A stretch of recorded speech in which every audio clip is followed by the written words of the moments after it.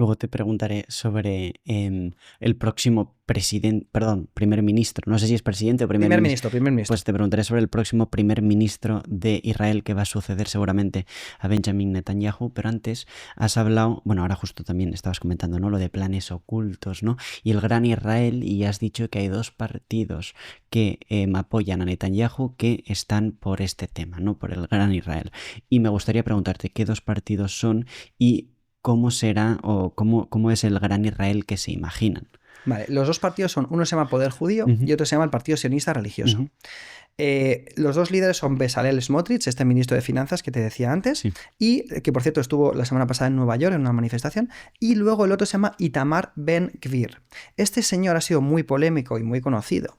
¿Por qué? Primero, este señor, ¿cómo se hizo famoso? Se hizo famoso como abogado de los colonos en los asentamientos. Pero es que encima hay una cosa que mucha gente no sabe. Yo lo cuento en el libro y también en las conferencias que doy. Y es hay que comprar el libro, ¿eh? Lo vamos a poner en el link en la hay que hacer alguna mención de vez en cuando. Porque, no, de verdad, es espectacular, porque yo me lo he leído. O sea, en el libro lo cuento que antes hablamos de los acuerdos de Oslo de 1993, que fueron ejecutados o fueron firmados por el primer ministro israelí laborista de aquel entonces que se llama Isaac Rabin. Bueno, en el momento en el que se firma, eso es 1993, Isaac Rabin es asesinado, creo que es noviembre de 1995. Unas semanas antes de ser asesinado por un ultra israelí, Itamar Ben Gvir, que no era nadie, era un chaval en la calle, aparece en televisión israelí con la chapa del coche de Rabin, diciendo: hemos llegado a su coche y llegaremos a él.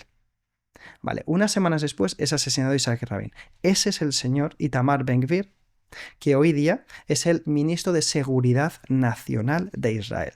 Este señor es el que ha hecho el proyecto de ley que ha logrado aprobar, que ha sido muy sonado hace unos meses, seguro que lo habrás leído, que consiste en la pena de muerte mediante ahorcamiento, a los terroristas no israelíes cuyo terrorismo vaya enfocado a acabar con el Estado de Israel. Es decir, es una ley para ahorcar con un juicio sumarísimo, en el fondo, ¿a quiénes? A los terroristas palestinos. Solo aplicable a los terroristas palestinos. No sé si viste unas imágenes que han corrido como la pólvora en las redes sociales de que su mujer, la mujer de Itamar Ben Gvir, para celebrar su cumpleaños, le ha regalado una tarta con la forma de una soga. Este es el ministro de Seguridad Nacional de Israel. Por tanto, claro, el problema no es ya Netanyahu, el problema es los socios de gobierno que tiene. Y que ahora mismo la aritmética parlamentaria no le da para formar una coalición que no sea esa. O si le da, él no está interesado. Pero claro, antes hablabas de las elecciones. Estas elecciones parece ser que se van a adelantar a septiembre, estaban pensadas para octubre. Y en esas elecciones es verdad que las encuestas en Israel oscilan mucho. Yo creo que también va a ser determinante para el resultado de las elecciones qué pasa en el conflicto de Irán, que si quieres luego pasamos. Sí. Desde luego, si acaba como parece que va a acabar, que es como una tregua en falso en la que en el fondo Israel y Estados Unidos implícitamente reconozcan que no han logrado ninguno de los objetivos que tenían al bombardear Irán, si acaba así, esto es un fracaso estrepitoso para Netanyahu.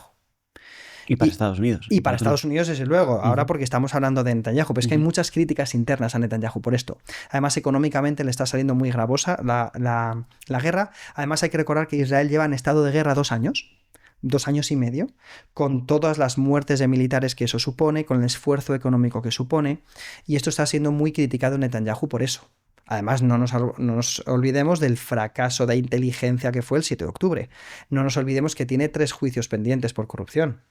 No nos olvidemos tampoco que tiene pendiente una comisión de investigación por ese fracaso de inteligencia, sobre todo el Shin Bet, el 7 de octubre del año 2023.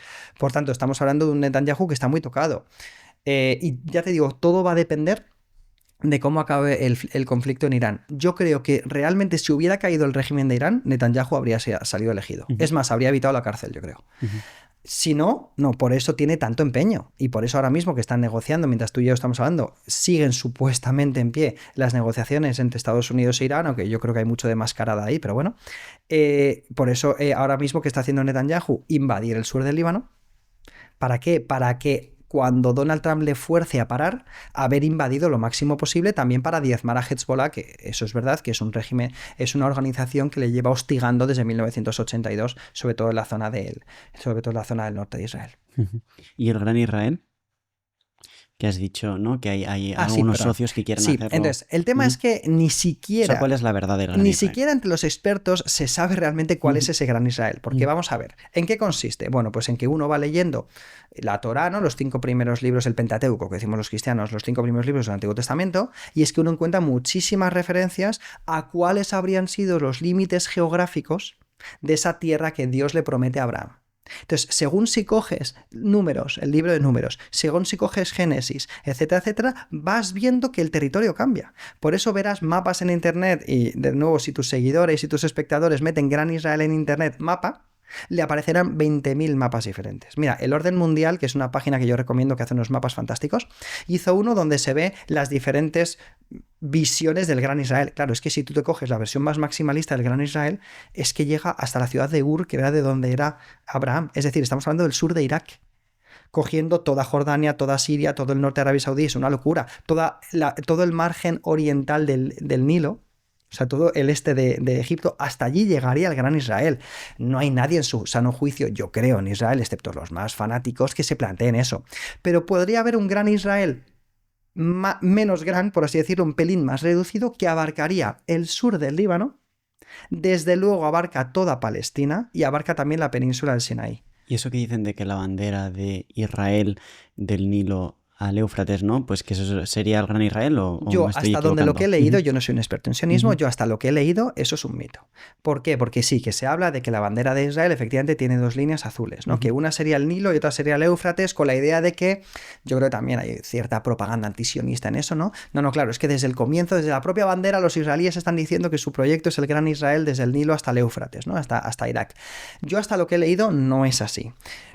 ¿Por qué? Porque yo lo que he leído, por lo menos la explicación que dan en Israel, es que esas franjas azules vienen del talit, que es el manto que ellos utilizan para la oración. En la Torá se habla de un tinte azul especial para ese manto.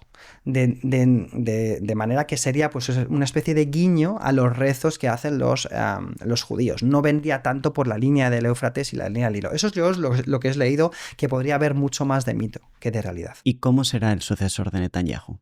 Pues hay muchas dudas al respecto, como mencionábamos antes. Vamos a ver, el Parlamento israelí está muy fraccionado.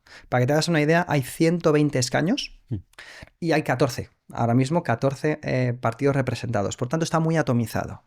Es muy difícil lograr lo que nosotros en España llamamos una mayoría absoluta. Es prácticamente imposible. De los 120 escaños, tú necesitas una mayoría simple, que son 61. Vale, de esos 61 escaños, las últimas encuestas que yo leo en prensa israelí, ya digo que fluctúan mucho y que yo estoy convencido que va a depender de cómo acabe el tema de Irán. Pero lo que hablan es que va a haber 2 bloques. Va a haber un bloque que va a ser reeditar la coalición que tiene ahora mismo Netanyahu con los 2 partidos estos sionistas que decíamos antes, con Poder Judío y con el Partido Sionista Religioso, quizás con agrupaciones más menores. Ese será un bloque. Y luego está el bloque de la oposición. Y dentro de esa oposición tenemos una amalgama muy heterodoxa. Por un lado tenemos lo que te decía, Naftali Bennett, que es un tipo que sale del Likud, que es el partido de Netanyahu, que es un tipo que en cuanto a sus ideas de relación con los palestinos es muy similar a Netanyahu, muy similar, pero por ejemplo que en una cosa en la que sí que se diferencia Netanyahu es que él está abogando clarísimamente por el reclutamiento de los ultraortodoxos. Los ultraortodoxos, que son estos de las filacterias, etcétera, etcétera, los ultraortodoxos no pensemos que son extremistas desde el punto de vista político. Hay muchos ultraortodoxos que en el fondo lo que quieren, sobre todo los varones, es dedicarse a estudiar la Torá en las yeshivot, ¿no? en las escuelas para estudiar la Torá y el Talmud, que el Talmud es la Torá oral. Y lo que quieren es hacer eso, que las mujeres se ocupen de los niños. Tienen una tasa de fecundidad las mujeres ultraortodoxas de 6,5 niños por mujer, lo cual habla de cómo están creciendo demográficamente. Hay proyecciones que hablan de que en 2050 los ultraortodoxos serán 1/3 de la población de Israel. Ojo. De la población judía de Israel, que es un 72%, porque dentro de Israel también hay gente no judía, hay un 72% judíos, un 20 y tantos % de árabes, ¿vale? Por tanto, no todos ni mucho menos son judíos. Entonces, como te digo, Naftali Bennett, que ha hecho un partido ad hoc para poder presentarse, Bennett 2026 creo que se llama, este es el principal candidato, pero no le dan los números. Él se tiene que aliar con el resto de opositores a Netanyahu. Principalmente hay un político muy importante que se llama Lapid, que es con el que ya en su día Bennett se alió en la época del COVID para un gobierno turnista que hubo entre 2020, 2021, 2022, que al final acabó cayendo por muy inestable, que este hombre es mucho más centrista. Lapid, por ejemplo, sí que ha tenido momentos donde, oye, él aboga un poco más con el diálogo con los palestinos, etc. Entonces, habría una coalición de Bennett y Lapid juntos y quizás coger también pues, lo que queda del Partido Laborista, que ahora se llama los demócratas. Ese sería el segundo bloque. ¿Qué pasa? Que según las encuestas que leas, tampoco les dan los 61 escaños necesarios. ¿Por qué? Porque hay 9 o 10 escaños que se sabe que van a ser para los partidos árabes. Y es posible que aquí venga la llave, de que quizás los árabes, aunque no ha sido lo tradicional en Israel, les puedan dar el apoyo a esta coalición de Naftali Bennett y de Lapid para que realmente derriben a Netanyahu y Netanyahu salga del gobierno. Pero claro, lógicamente la población árabe, que son árabes israelíes, estamos hablando de que lógicamente pedirán a cambio pues, más diálogo con los palestinos, etc. Por tanto, ya digo que es un equilibrio muy, muy, muy delicado el que hay dentro de la política israelí. Y Eduardo, si quieres vamos ya a por qué Israel ataca a Irán y cómo Israel, bueno, o por qué, o si es verdad que Israel arrastró a Donald Trump a Estados Unidos y cómo Trump arrastró a Estados Unidos a la guerra contra Irán. Claro, aquí se podría hablar muchas cosas, ¿vale? Pero por ser sintéticos, sí. Primero, hay una cosa que hay que decir y es que las evidencias muestran, es verdad que hablamos mucho de suposiciones, de investigaciones periodísticas, pero realmente por las propias declaraciones incluso de dentro de la administración de Donald Trump, creo que ya está bastante claro que es Israel la que arrastra a Estados Unidos. Netanyahu ha dicho, no, es imposible arrastrar a Trump a nada. Bueno, eso son declaraciones de políticos. Lo que sabemos, sobre todo hay una investigación que es puntera en New York Times, que lo que nos hablan, ¿en qué consiste? En que el 11 de febrero de este año, de 2026, se produce una reunión en la sala de situación, ¿no? En la Situation Room de la Casa Blanca, con Benjamin Netanyahu, Donald Trump y los principales halcones de la política exterior de Estados Unidos, donde Netanyahu presenta a Donald Trump un plan diciendo, nosotros sabemos dónde va a estar el 28 de febrero Ali Khamenei, el líder supremo de Irán, sabemos que se va a reunir con la cúpula del gobierno, sabemos dónde se va a reunir dentro de Teherán, porque si quieres luego hablamos en eso más extensamente, la penetración del Mossad en Irán históricamente ha sido muy efectiva, por tanto eso los israelíes lo sabían. ¿Y cuál es la promesa que le hacen los israelíes a Donald Trump? Oye, si descabezamos el régimen, si matamos al ayatolá, al líder supremo, eso más fomentar una invasión por el norte desde Irak por parte de los kurdos, que es una minoría religiosa y étnica dentro de Irán y dentro de Irak, más alentar las protestas que se iban produciendo desde diciembre, totalmente reprimidas con una violencia inusitada, por cierto, por parte del régimen de los ayatolás, bueno, pues con esas tres patas del banco, por así decirlo, descabezar el régimen, fomentar las protestas y fomentar esa invasión de Irán por parte de los kurdos desde el norte, con estas tres cosas el régimen va a caer. Ahí es cuando, según la investigación de New York Times, Donald Trump dice, sounds good to me, ¿no? Esto me suena bien. Es más, una de las cosas que nos hablan de la implicación que tiene el Mossad en esto es que parece ser, según la información de New York Times, que no ha sido desmentida, por cierto, parece ser que se conecta vía videoconferencia David Barnea, que es el director del Mossad, que es el que les presenta a los políticos y a los principales líderes estadounidenses de la administración de la Casa Blanca, les presenta realmente el detalle del plan. Bueno, lo curioso es que hay otra reunión al día siguiente con Marco Rubio, que es el secretario de Estado, como el político, como el ministro de Asuntos Exteriores, por así decirlo, de Estados Unidos, con el vicepresidente J.D. Vance, donde les proponen también este plan. Y ellos son muy escépticos. De hecho, ahí hay un señor que es el presidente de la Junta de Estado Militar de Estados Unidos, el jefe de Estado Mayor, por así decirlo, que se llama el general Kane, que dice, los israelíes siempre hacen lo mismo. Siempre nos prometen más de lo que pueden dar, saben que necesitan nuestro apoyo, yo no me fío. Esto es muy difícil. Parece ser que en esa reunión J.D. Vance, Marco Rubio presentan sus dudas. Dicen, vamos a ver, Irán es mucho más fuerte de lo que parece, podemos crear una inestabilidad regional increíble, pueden cerrar el estrecho de Hormuz, con lo que esto puede suponer.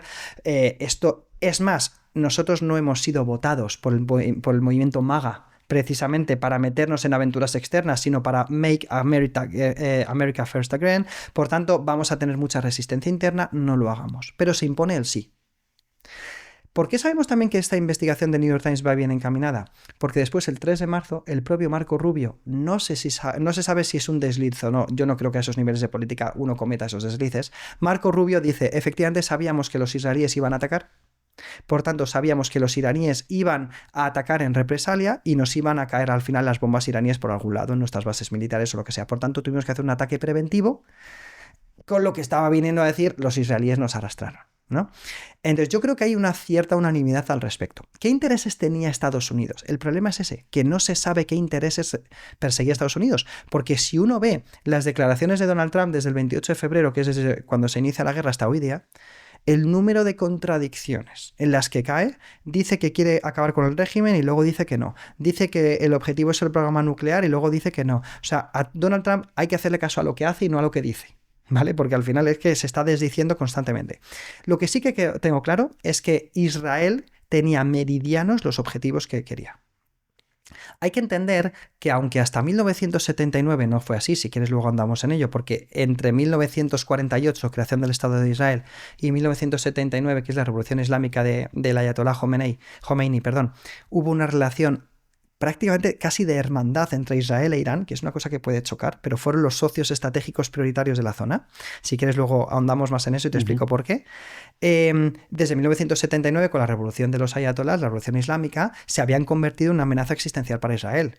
Te pongo un dato, aparte de las miles de declaraciones antisionistas e incluso antijudías por parte de Khomeini y de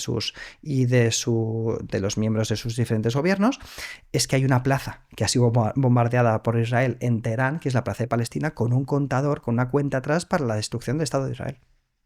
Claro, esto es una anomalía. Nosotros ahora estamos en España. Tú imagínate que hay un país que sí que no es limítrofe, pero que está cerca. Ponte una Alemania, ponte una Bélgica, pero un país con un músculo militar importante. Alemania es un buen ejemplo, donde su objetivo número uno sea la destrucción de España. Claro, tú ves que ese país se va armando y tiene un proyecto nuclear. O sea, yo entiendo también que Israel diga, oye, es que esto es una amenaza existencial contra mí. Por tanto, el objetivo número uno de Israel, y yo creo que es muy comprensible, es acabar con el régimen de los ayatolás. Ese objetivo lo tienen meridiano. Segundo objetivo que tenían, acabar con el programa nuclear. Tercer objetivo que tenían, acabar con el programa de misiles balísticos, que se ha visto que son incluso mucho más útiles que el arma nuclear, porque el arma nuclear es un arma de disuasión, nadie se atreve a utilizarla. Es un arma de, oye, yo la tengo, nadie me ataca. Por eso, por cierto, paréntesis, creo que Irán sí o sí no va a renunciar al arma nuclear, porque sabe que si ahora ha sido atacado es porque no tiene el arma nuclear. En cuanto tenga el arma nuclear, nadie le va a tocar, que es lo que le pasa, por ejemplo, al gobierno de Corea del Norte, que nadie se mete con él porque tiene la bomba nuclear.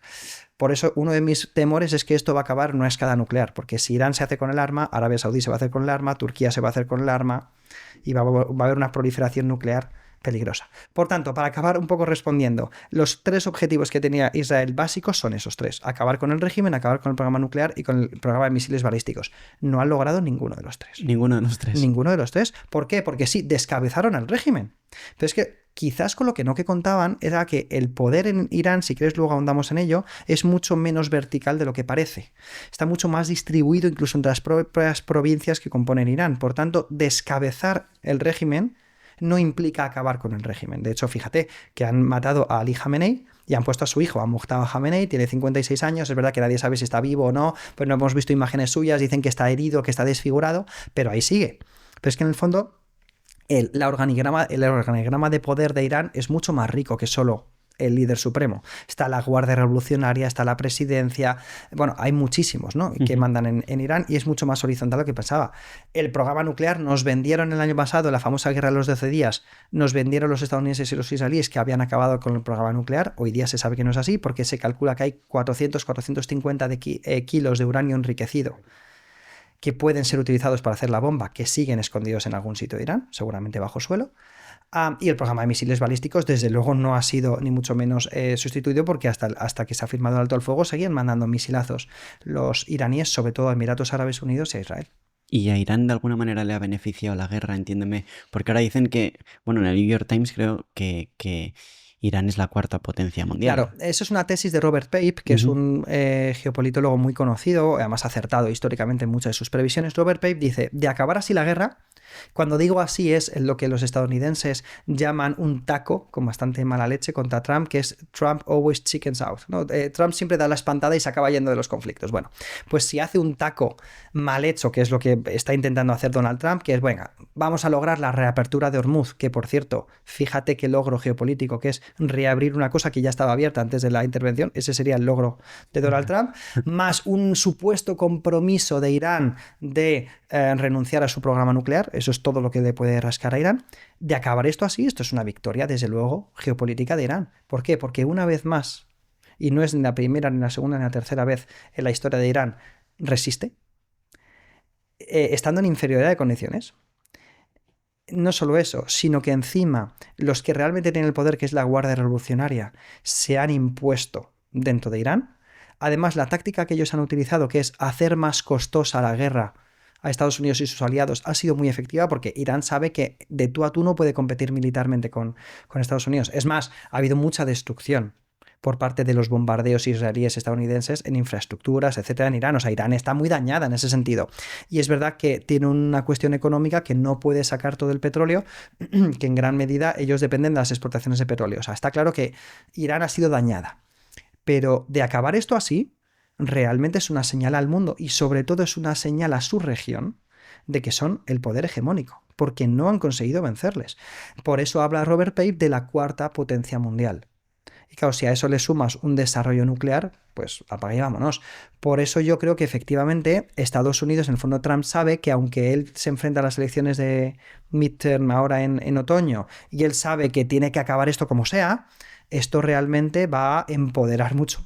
Ahora que está muy de moda esa palabra, va a empoderar mucho a Irán. ¿Por qué? Porque realmente les está demostrando a sus socios, a sus tradicionales enemigos regionales. No te digo yo que sean invencibles, pero que es muy difícil acabar con el régimen. Y tiene sentido, porque llevan 47 años los iraníes, mejor dicho, el régimen de la Revolución Islámica gobernando. Se han caído prácticamente todos los gobiernos a su alrededor, con las primaveras árabes, etcétera. Ahí resisten el régimen de los ayatolás. Claro, han ido reprimiendo de manera totalmente violenta toda la oposición. ¿Dónde está la oposición iraní? Todos los opositores iraníes o están muertos, o están encarcelados, o están exiliados. Por tanto, claro, eso más dar muchísimos incentivos económicos a los líderes de la Guardia Revolucionaria, que es un ejército paralelo al ejército del país, que son los custodios de la revolución. A esta gente se calcula que controlan entre un 40 y un 50% del PIB de Irán. Por tanto, no hay ningún tipo de posibilidad de equiparar Venezuela a Irán. En Venezuela hay mucha gente muy interesada, aunque sea por una cuestión de penuria económica, de aceptar dinero de Estados Unidos para quitar a Maduro. Este no es el caso de Irán. Es que ya los líderes de la Guardia Revolucionaria viven muy bien porque se han estado quedando con los recursos de la población. Por tanto, ¿ellos qué aliciente económico les vas a dar? Además, es gente fanatizada desde el punto de vista ideológico. Además, los iraníes es un pueblo muy nacionalista que no va a aceptar que Estados Unidos ponga un títere. Y además hay que recordar que las protestas, que de manera totalmente irresponsable desde mi punto de vista alentó Donald Trump diciendo iraníes, salid a la calle que la ayuda va en camino, claro, lo hizo después de que el régimen matara a entre 20.000 y 30.000 iraníes que habían salido a las calles desde diciembre del 25 hasta febrero del 26. Claro, lógicamente los iraníes ya no salen en masa a la calle. Por cierto, para que los seguidores vean que esto es así, porque los apologistas del régimen de Irán te niegan y te dicen que las cifras son menores. Yo tengo 2 alumnos iraníes que han podido salir entre diciembre y enero por tener doble nacionalidad. Los tengo en la universidad. Sí. Uno de ellos, Reza, me decía que él había participado en las últimas movilizaciones populares antes de salir, en enero del 26. Y él me decía literalmente que había visto pilas de cadáveres apilados en las calles de Teherán. O sea, literalmente ríos de sangre corriendo por las calles de Teherán. Por tanto, francamente, por mucho que se pueda criticar, porque ha sido desde luego una auténtica chapuza lo que han hecho los israelíes y los estadounidenses, por mucho que sea cierto que desde el derecho internacional tú no puedes bombardear para quitar un régimen, por mucho que todo eso sea cierto, yo personalmente no voy a derramar ninguna lágrima si se cae el régimen de los ayatolás, porque es un régimen que lleva oprimiendo sistemáticamente a los iraníes durante 47 años. Pero eso no nos tiene que hacer tener una venda y no ver la realidad, que es que realmente le están ganando pulso a Estados Unidos, a Irán. Y un último detalle. Una de las cosas yo creo que también ha hecho que en Israel están muy convencidos de que esto no se ha ganado porque Trump pisó el freno. Porque Trump pisó el freno cuando estaba a punto de aprobar esa invasión de los kurdos desde el sur de Irak al norte de Irán. Parece ser que Erdogan, el líder de Turquía, llamó a Donald Trump para decirle ni se te ocurra meter a los kurdos, porque los kurdos dan muchos problemas históricamente a los turcos, por tanto unos kurdos armados no le interesaban. Y parece ser que otro de los motivos también que frenan a Donald Trump es toda esa contestación interna que hay dentro de Estados Unidos, no solo desde sus rivales demócratas, sino de entre las propias filas del movimiento MAGA, que básicamente le vienen a decir, no te hemos votado para esto. Sí. De hecho, los grandes adalides, los paladines de Donald Trump en las redes, Ted Cruz, senadores que son totalmente fieles a Donald Trump, como Lindsey Graham, su anterior secretario de Estado en la primera legislatura, que es Mike Pompeo, han criticado muy duramente a Donald Trump. Sí. Por tanto, realmente es que esto es objetivo, que ha sido un fracaso estrepitoso desde el punto de vista diplomático, sobre todo, por parte de, y también militar, de Israel y Estados Unidos. De hecho, ahora hablan, ¿no?, del Make America Great Again, del Make Israel Great Again y del America First, que es la nueva rama, claro, ¿no?, de Nick Fuentes, bueno, y también están Candace Owens, Tucker Carlson, todos estos que están contra lo que está haciendo. ¿Por qué? Porque, claro, desde su punto de vista es lógico, es que una de las grandes promesas electorales de Donald Trump es no, Make America Great Again, es decir, me voy a olvidar de lo demás, voy a intentar acabar con todas las guerras que hay, las principales guerras. Él siempre dice, muy ufano, que ha acabado con 7 o con 8 guerras, luego si te vas al detalle, pues luego eso hay que verlo, ¿no?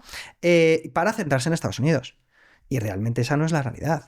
¿Y qué pasaría si, por ejemplo, Estados Unidos pactara con Irán y que, o sea, cómo se quedaría Israel? O sea, ¿hay esa posibilidad o no? Vamos a ver, desde el punto de vista de Israel sería un fracaso absoluto, porque ellos han apostado todo para derribar el régimen y no lo han conseguido. El régimen, como decíamos antes, se va a ver más envalentonado aún. Por tanto, esa amenaza existencial que supone el régimen de los ayatolás para Israel, ni mucho menos va a haber disminuido. Es más, pero mira, te digo una segunda derivada que es más importante, que estos días en la prensa israelí se habla mucho de ello. Israel estaba muy contenta porque había visto, la población israelí, porque habían visto que realmente tenían el poder suficiente, la influencia suficiente, el predicamento suficiente sobre Donald Trump para arrastrar la guerra. Ahora mismo, el papel de Netanyahu es totalmente secundario. Es que Donald Trump está pactando o está supuestamente conversando con los iraníes, con Pakistán de por medio como interlocutor, como mediador, sin consultar para nada a Benjamin Netanyahu. Netanyahu ahora mismo tiene un papel absolutamente secundario, está siendo totalmente relegado. Y yo creo que aquí también hay una cuestión de una reflexión interesante que yo invitaría a Israel a hacerse. Cuando digo Israel es a la población israelí. Vamos a ver, hasta ahora han estado dependiendo de la ayuda de Estados Unidos. Ayuda económica, ayuda militar. Es verdad que Estados Unidos, también para los movimientos de Nick Fuentes, etcétera, que a veces critican toda la ayuda que ha hecho Estados Unidos a Israel, ojo, Estados Unidos también se ha lucrado mucho de esas ayudas durante estas décadas a Israel, porque primero ha podido probar en combate las armas que les daban. En segundo lugar, tenían lo que ellos decían, que el portaaviones más grande que tiene Estados Unidos en el mundo es Israel, que es un portaaviones que tienen ahí puesto y que les sirve para no tener que poner botas en el terreno. También tienen mucha información sobre la región. Lindsey Graham, que es un senador que conoce mucho la región, dice que obtiene más información sobre la región por parte de Israel que por parte de los expertos diplomáticos estadounidenses, ¿no? Entonces, lo que te estaba diciendo es que efectivamente los israelíes, yo creo que se tienen que hacer una reflexión. Donald Trump es el presidente más pro-israelí que ha habido. Pero con esto último que está pasando, ha habido un cambio radical desde 2023, desde la invasión de Gaza, de los bombardeos de Gaza. La población estadounidense, por primera vez en la historia, ha dejado de apoyar mayoritariamente a Israel. Te doy una cifra. El 60% de los mayores de 18 años, por tanto, de los mayores de 18 años, no solo votantes demócratas, sino también republicanos, 60% ya no apoya el proyecto político de Israel. 60%. Por tanto, ya estamos viendo que no es una cuestión del votante demócrata, sino que dentro de los republicanos se están hartando de todo ese dispendio económico hacia Israel. Porque están viendo que realmente todo eso se traduce en nada y se traduce para consecuencias negativas para Estados Unidos. Como digo, históricamente no ha sido tan así, pero esa es la visión que hay mucho en Estados Unidos. Por tanto, Israel tiene que pensar, ¿estoy perdiendo el apoyo de los estadounidenses? No voy a tener a nadie tan fiel a mi proyecto político como Donald Trump. Por tanto, ¿qué tengo que hacer para seguir sobreviviendo en la región? Entonces yo creo que la única respuesta es, o bien intento derribar, que es lo que está haciendo Netanyahu, todas las amenazas, que hay que reconocer que ha sido muy exitoso a la hora de diezmar a Hezbollah, de diezmar a Hamas, etcétera, etcétera, pero no ha acabado con lo que ellos llaman la cabeza del pulpo, que es Irán. O hay otra opción, que yo personalmente abogo por ella, que es intentar tender lazos y tender puentes hacia los socios regionales. Que es verdad que es lo que Netanyahu, de la mano de Donald Trump en su primera legislatura, hizo con los acuerdos de Abraham. Que después de haber firmado la paz con Jordania, después de haber firmado la paz con Egipto, Egipto primero, luego Jordania, es verdad que ya tenemos a Emiratos Árabes Unidos, tenemos a Bahrein, tenemos a Marruecos, a Sudán, con relaciones diplomáticas con Israel. Lo hablamos el año pasado, me acuerdo, la otra vez en el podcast. Uno de los motivos por los que jamás atenta cuando atenta el 7 de octubre del 23 es porque estaba a punto de firmarse los acuerdos de Abraham con Arabia Saudí, que es el socio del Islam suní, los custodios de los santos lugares, que era el acta de función de la lucha palestina, ¿no? Entonces, es verdad que los israelíes estaban intentando pues tender lazos, pero yo creo que tienen que ir hacia allí, porque en algún momento, Dios no lo quiera, pero en algún momento podrá haber alguien con la fuerza suficiente para borrar a Israel del mapa. Por tanto, la única manera que tiene de supervivencia Israel es en intentar llevarse mejor con sus vecinos. Si te ha gustado este corto, tienes la entrevista completa en pantalla y en nuestro canal. Muchísimas gracias.